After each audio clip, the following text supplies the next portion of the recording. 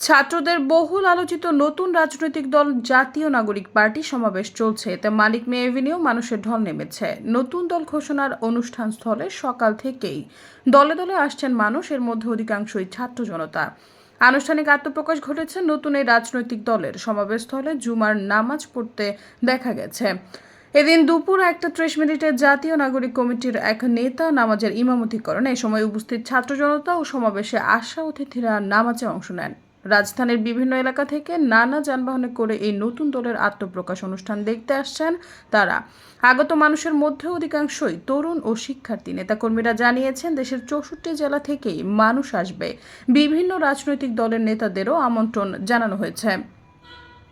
আয়োজনের সার্বিক নিরাপত্তায় দায়িত্ব পালনে রয়েছেন আইন শৃঙ্খলা রক্ষাকারী বাহিনীর সদস্যরা। সরজমিনে দেখা গেছে, আজকের আয়োজনকে কেন্দ্র করে মেডিকেল টিম, অস্থায়ী ওয়াশরুম, পুলিশ বুথ, নারীদের জন্য বুথ, ভিআইপি বুথ ও পানির ব্যবস্থা করা হয়েছে। বিপুল সংখ্যক সংবাদ কর্মীদের উপস্থিতিও লক্ষ্য করা গেছে। নতুন রাজনৈতিক দলের আত্মপ্রকাশ অনুষ্ঠানে অংশ নিতে আসা তরুণরা বলেন, বাংলাদেশে আজ নতুন এক সূর্যোদয় হবে।